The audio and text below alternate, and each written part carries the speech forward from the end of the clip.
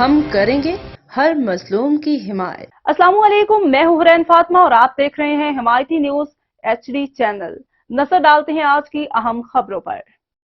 ضلع ملیر کراچی 21 فروری 2024 تھانہ سکھن کی حدود لال آباد اور ریڑھی گوٹ میں سکھن پولیس کا سرچ آپریشن میں منشیات، غیر قانونی ڈیزل اور گٹکا مواد فروش 10 ملزمان گرفتار ملزمان کرمت اللہ، عمیر، عدنان، حمید اللہ، محمد حسین، محمد علی اور عطا اللہ کے قبضہ سے 800 لیٹر غیر قانونی ڈیزل برآمد۔ گرفتار ملزم اصغر کے قبضہ سے 280 پیکٹ گٹکا ماوا برآمد۔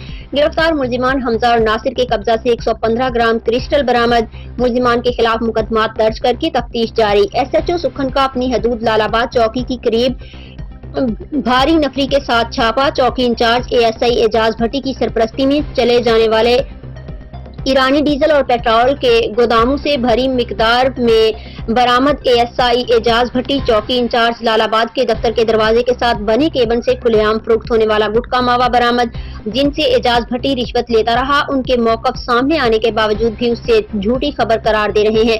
کچھ جعلی صحافی اعجاز بھٹی کی سپورٹ میں واٹس ایپ گروپ کی حد تک SHO کی کردار کشی میں مصروف عمل ہیں۔ بہت جلد ایسے عناصر کو بھی قانون کے شکنجے میں لیا جائے گا۔ آپ کو بتاتے چلیں، اعجاز بھٹی لال آباد چوکی انچارج بنائے گئے اس کے بعد سارے غلط کاموں کی نشاندہی حمایتی نیوز نے کئی بار کروائی تھی۔ اعجاز بھٹی نے حمایتی نیوز کے CEO کو فون کیا تو آپ ایسی خبریں مت چلائیں کہ میرے پاس نفری نہیں ہے۔ ٹھیک ہے، آپ کے پاس نفری نہیں ہے، لیکن جو غلط کام چل رہے ہیں انہیں تو روک سکتے ہو۔